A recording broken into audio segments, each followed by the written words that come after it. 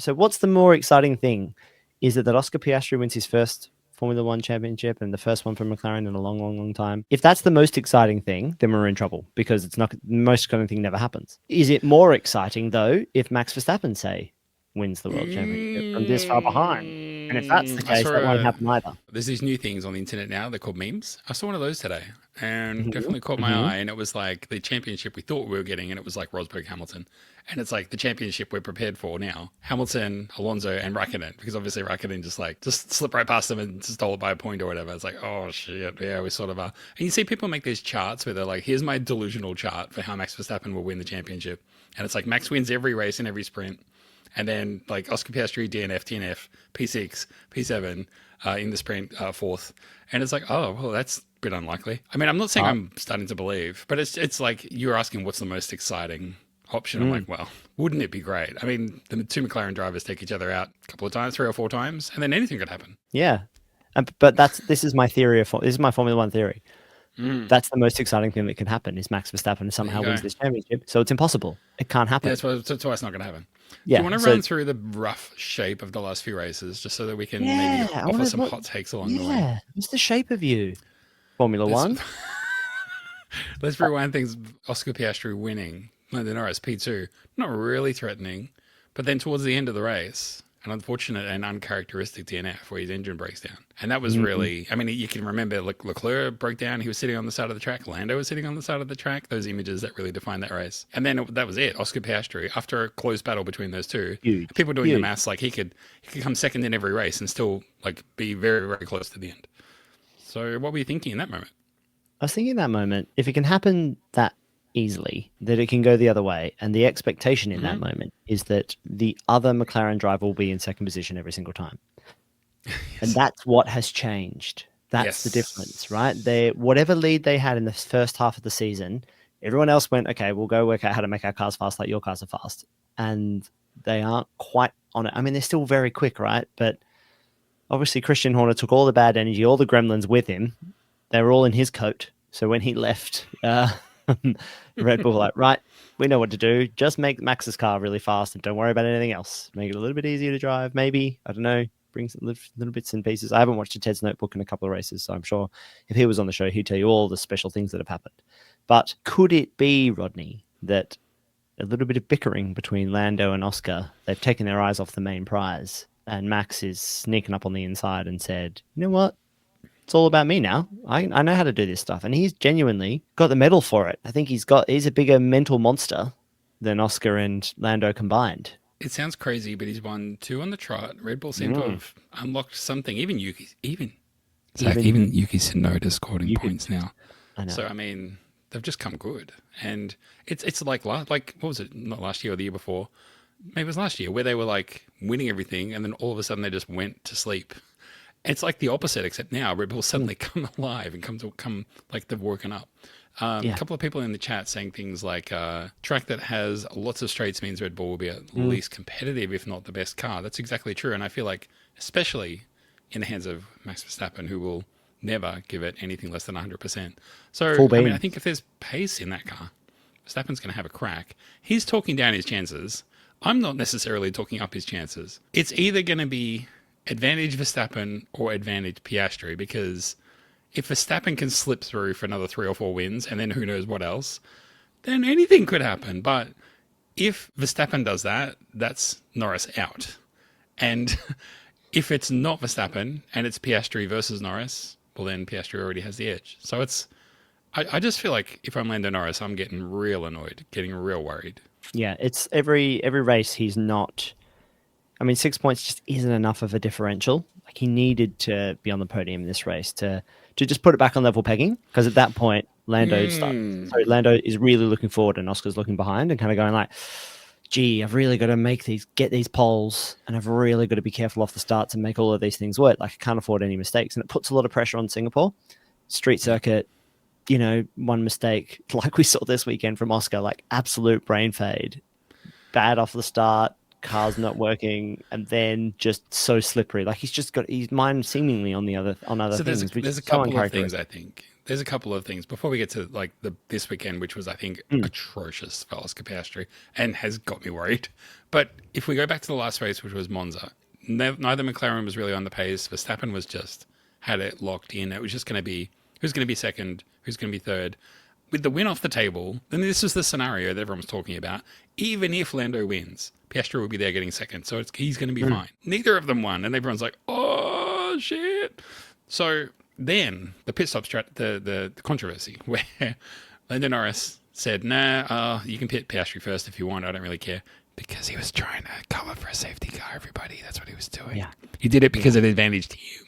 All these people who were like, "No, he did it for the good of the team." He didn't. That's No, he bullshit. definitely didn't. Anyway, so then Piastri comes in, great stop. Lando comes in, terrible stop. Piastri comes out in front, and the team are like, "Oh, whoops, our bad. Please swap around." And he's like, "What the fuck?" And everyone watching was like, "Oh, what the fuck?" Because fucking championships are for stakes, bro.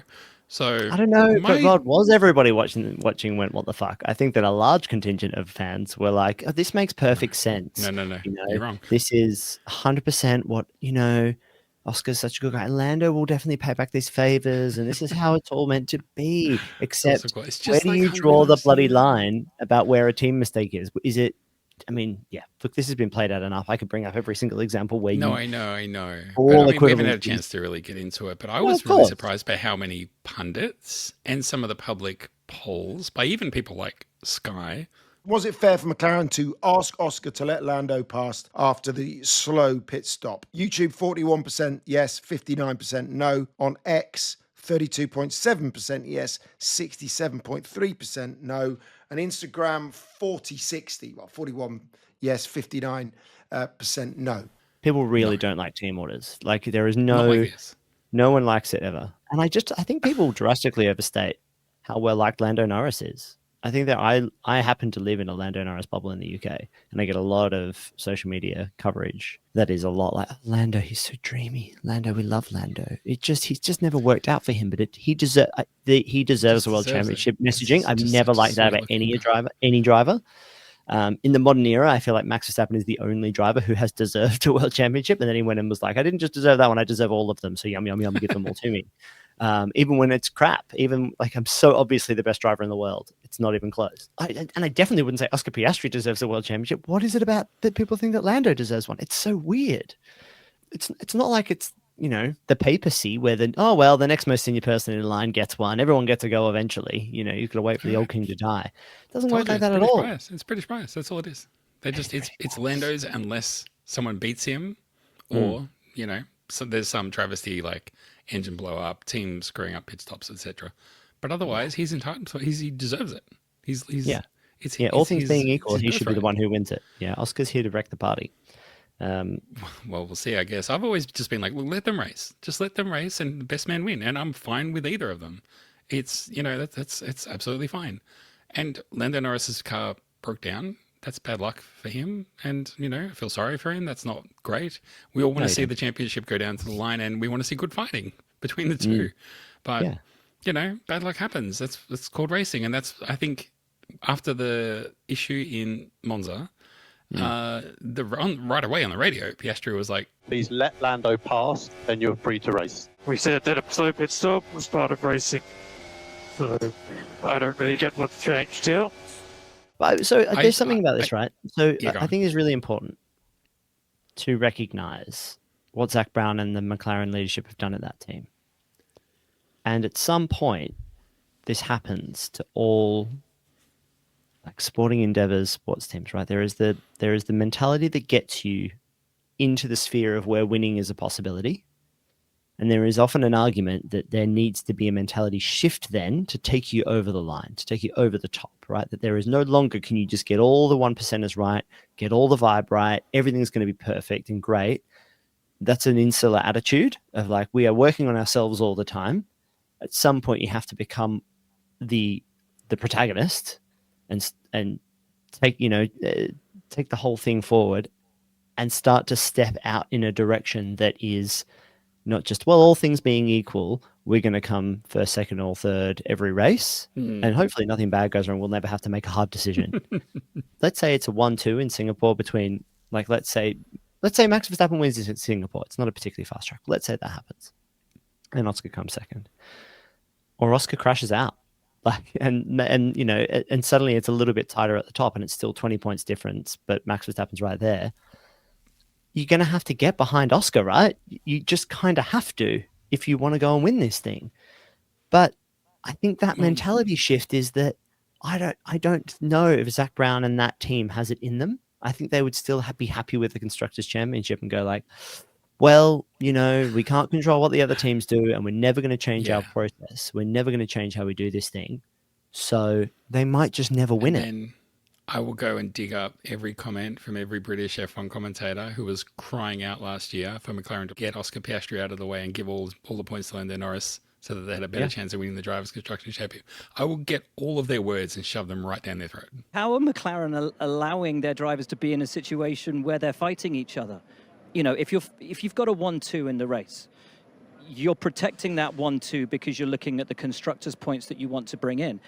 And you then have to decide which of your drivers is more likely to win the World Championship with 9 races to go. How are you not prioritizing the guy who's going to make the most out of this? How do you not even swap them on the last lap just to get a couple more points? Because you're not talking about giving away a victory at this point. It's a second place. Yeah, because they're not going to do it. I think that's it. And I think the reason why, I think you can see the evidence in that why they made them swap places in Monza.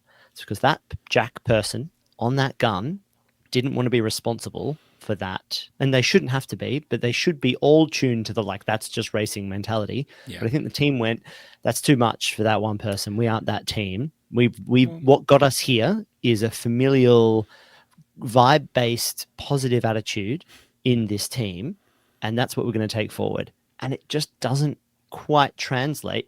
Everything has to go perfectly right. You have to be so dominant in the season if you're going to 1-2 this shit. Like Mercedes barely pulled it off every single season. Like even when they had 2 of the best drivers on that grid, it tore the team apart. One of them had to retire because it was so taxing to try to do it that way. There was that incident last year where Piastri was winning the sprint race, and because technically Lando Norris was still in the running for the Drivers' Championship, they switched cars to give Lando 1 more point or some crap like that. But it was only later when Lando was out of contention that Lando like repaid the favor. So I mean, like, I don't think that they're like above necessarily pulling that game, but I think as long as it's close between them, Close-ish. like if when there's one driver that might win the championship and the other one won't, they'll play those games. But when both drivers are in contention themselves, they won't do that. So that's it's a tricky situation. And the other reason I think that they ordered the switch in Monza was because of the DNF for Lando the race before, where they were like, we let Lando down big time because our engine blew up. That's not his fault. That's the team's fault. And then when the team had another stuff up, they were like, we have got to repay this because of what happened last race. And that's just, I just don't think that's how you go racing, race to race. No. Then we come, I don't know if you have any more takes about that, but otherwise we can come back to the race at hand, Baku. Terrible race for Oscar Piastri. Under investigation for a yellow flag. Has a crash in qualifying. Jumps the start of the race, crashes into the wall. 0 points for the Aussie. Yeah, nowhere near. If we were to say that was Lando, but here we go again. You know, Lando crumbling under the pressure. I mean, I still think you could level that at him because it wasn't a great race weekend for him. We'll come to Lando Norris in a minute. But let's stay on Oscar. Shit on Oscar Piastri first. Yeah, I love shitting on Oscar. He will be so disappointed. It's like my Berlin Marathon. It just wasn't right from the beginning. Like, there was nothing clicking for him at all. What do you think that is? The vibes are off. Yeah. They brought up a new F1 graphic for vibes, and it said vibe check, and then the vibes, and it just said fucked. Yeah, fucked. Which was like, I was surprised to see that on family TV. They actually just put up a toilet, the toilet emoji. Just a toilet. Toilet. Instead of like, as he tumbles down the timesheet, there's just a toilet at the bottom. His name kind of circles and then disappears. An absolute toilet race from the Aussie. And I mean, what I'm wondering, it wasn't one thing. Like, if Oscar made one mistake, you'd be like, that's odd. Oscar made a mistake? I must be misreading something. He must be 4 huge mistakes. Something's not right with Oscar, I'm afraid. Maybe he just doesn't like Azerbaijan. Do you think you could just be like, get off on the wrong side of the bed and make 4 like potential championship losing mistakes like that? I don't know if that. Maybe we're interpreting this all wrong, right? I don't think he thinks of them as.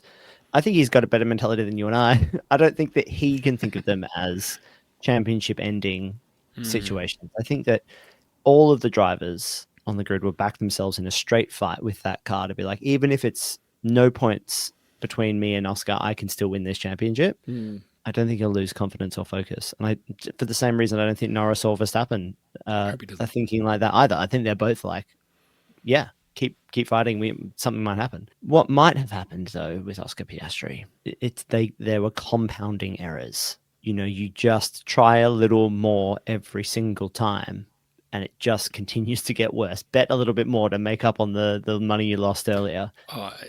I definitely think that crashing out in qualifying and starting from like 9th or whatever, he was like, I've got to send it on lap 1. I've got to pass as many cars as possible. And I think that contributed to him taking the line that he did, getting in the disturbed air and on the dirty line of the track. And that contributed to him. But it was it was all on him. Yeah. No, I was about to blame everybody else but Oscar. But if you say it's all him. Because that's the Aussie way. Yeah, exactly. No one can say we're biased. Now that we've established that we're not biased, let's have a dig at Lando Norris. It was his chance. This was the bad week. He's had his bad week. Yeah. He's had his bad week, Zach. This was his chance and that wasn't even his fault. Win and stamp his authority back on the champ, put himself back into contention. Yeah. Blew it. And he won't admit it, but he blew it. Blew it in qualifying, crashed into, touched the wall, ruined his qualifying lap, and just left himself too much to do on Sunday in a car that wasn't capable on the day. He blew and no it. one wants to leave themselves too much to do on Sunday, right? You get all your housework done on Saturday, so you can relax on a Sunday. That's the smart way to do it. Don't leave it till Sunday, bro. You think that you will, but you're not. You're going to sit up watching 3 movies and go to bed at 4 a.m. You're going to sleep all Sunday. Nothing's going to get done, mate. Matt's homework isn't going to do itself. Do it on Friday night. Be the nerd. You'll set yourself up for success. No. I can't believe it from Lando. I really can't. That there was... he had another slow start, came out behind Lawson, but that car just can't really overtake very well, can it? Especially on these faster tracks, they're really in trouble. But luckily they come back to a few. It's pretty fast finish to the season. Actually, you look down these races and you go, "Oh yeah, Singapore's not very fast," but and Circuit of the Americas isn't either. But then you get into Mexico, that's a really long straight. Brazil's a quick lap. Las Vegas is basically a circle. Qatar is also kind of a circle. They're fast tracks coming up, so Max Verstappen is licking his lips, and the one thing I'll say about Lando is that he's not some rookie anymore, right? But there's still, I think this is why people are vociferously in his corner as fans, because I think they're kind of wish casting him into this championship. Like his flaws are obvious as a driver, and people just kind of, and some of those flaws are ability to capitalize, and I think Oscar has similar flaws, but Oscar's got a little bit more mature. I know there's similarities, but Oscar's got a little bit more Formula One maturity to go through. Whereas Lando, it didn't feel like the kind of drive, and it rarely does from Lando, whereas like there's a tenacity, a bite, that final, like, I am going to wring the neck of this race and find a way past all these people. You hear him too often on the radio being like, I just can't pass. There's just too much traffic. Why is this the strategy? Like all of the things that, all the best drivers also complain about those things too. But if you put your favorite drivers in those positions, like if you put Kimi Raikkonen, Fernando Alonso, Max Verstappen, Michael Schumacher, Lewis Hamilton, Nico Rosberg, all of these drivers on a weekend like this would have fought tooth and nail because they've gone, you know what? I've got absolutely nothing to lose. 6 points is not going to make the difference for me here. Send it. Daniel Ricciardo would have been sending it, right? Send it every single time. He said that was what he was going to do because he said, well, the chips are down now. I have to just take every risk. I have to just go for everything. I have to go all out for the rest of the season. But he doesn't have it. He doesn't have it like that. I would say, and to give him some credit, I know he bottled his qualifying lap, but if you watch the first half of it before he touches the wall, honestly, I have never seen Lando Norris drive so well and so fast. He was blinding, and he would have taken pole, I think, quite comfortably, but he touched the wall and that ruined his chances. But I couldn't believe what I was seeing. I just thought, I was so impressed for the first half of his lap. But that's the difference, right? Who are the drivers who can drive at 99%? I think about Sebastian Vettel. He is my like 99% all the time driver. He was just always right on the edge without quite crashing his own car. I actually think Max is worse for that. I think Max does get like more black and white flags. Yeah. will kind of put, and that makes him exciting and probably more exciting. Whereas Sebastian Vettel, I'll never forget those replays of just like going around corners almost full throttle when other drivers are like, well, I let off here and then get back on the throttle at this part at the apex, whereas Max is just kind of feathering the throttle the whole time through high speed corners, just being like, I'm just going to keep it all this speed Just gonna through keep it here. on. Why not? Yeah, and that's what I mean by the 99% thing. Like he was just always on it all the time with a real tenacity of just like, I'm just not going to let this slip through my fingers. Whereas Max can sometimes be a little bit of the like, well, today's not quite my day. I'm not going to fight it if I don't have to. And Lando, yeah, I'm not sure if he knows, can just take advantage of situations that are put in front of him. So- this weekend was that. But maybe we're still too far away from the end of the season. I think that probably unless some big things happen in the next couple of races, I think that let's say it all just stays kind of the same, right? We kind of go back to normal in Singapore and Lando wins, Oscar comes second, it closes up a little more. I don't think that Lando's going to feel like he needs to drive over and above in order to win this championship. He's going to turn up every single race and go, if I just win this race, I don't have to, well, I'm in the best car, I'm a better qualifier. If I can just get pole and get in front, I can win this championship without having to go somewhere else that I've never been before. And I wonder if that will be the tell, if Oscar can go somewhere different, or if Max Verstappen will be the guy who's like, oh, I live in the somewhere different. That's my baseline. That's my everyday. Here we go. Like, it's all mine now. So, I mean, we've been talking about this for a long time, but let's wrap it up. Big call now. Is it going to be close in the last race, or is one driver going to pull away? And if one driver pulls away and wins it, who's it going to be? I still think it's going to be decided in the last race. I still think it's going to be within 25 points at the last race.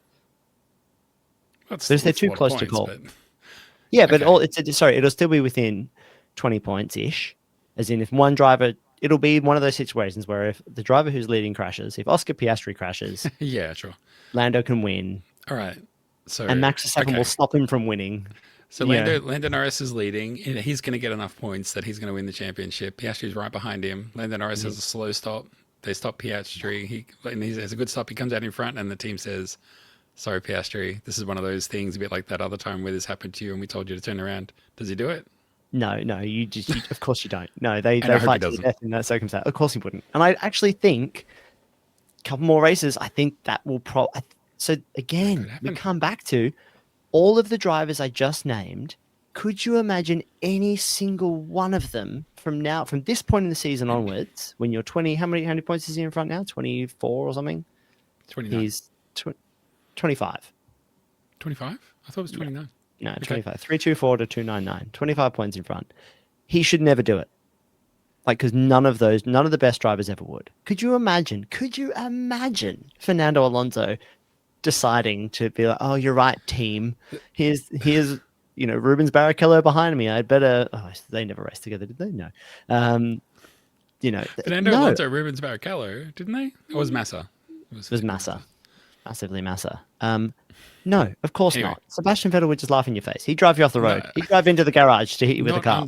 Not under those circumstances. The circumstances would need to be much more clear cut, I think. And I think I feel like Monza was a bit of a grey zone, and I feel like if there's another grey zone and the championship is at stake, that's no the way last Piastri's one. gonna give it up. That was the last one. Yeah. And Lando won't either. Like, and if he does, he's a jump. You heard it here first. Lando knows So the another guy What do you from think? You what would I think? no. You're backing away from what you think is going to happen. You need to tell me. Backing away. What are you talking about? I don't back away. What do from you think anything. it's going to be? I Do you never think it's back going to away be from settled by the last? Honestly, here's what I think is going to happen. There's going to be some race where like Max and Lando score virtually no points. Piastri will win, and it will just seal it. It'll just be, and he'll be uber confident from then going on, and he'll blitz it. Yeah, and he can just. That's the way I think it'll go. Okay, so I reckon that'll probably sorry. happen. Sorry, that's boring. That'll probably happen in Brazil or Vegas if it's going to happen. Vegas is a pretty great place to win a championship, so why not? Yeah, true. Okay, I like All it. right. It just doesn't make sense to me Because that you allow your drivers to fight. It doesn't make any sense to me. Did Oscar pull off one of the moves of the season? 100%. My word, that was a gutsy, brilliantly executed move. But how are McLaren allowing their drivers to be in a situation where they're fighting each other? You know, if you've got a 1-2 in the race, you're protecting that 1-2 because you're looking at the constructors' points that you want to bring in. And you then have to decide which of your drivers is more likely to win the World Championship with 9 races to go. They have the fastest car. Red Bull were on the back foot this weekend, were not looking strong for a podium, and as it turned out, didn't even get a top 4, top 5 finish today. How are you not prioritizing the guy who's going to make the most out of this? How do you not even swap them on the last lap just to get a couple more points? Because you're not talking about giving away a victory at this point, it's a second place. Oh, yeah.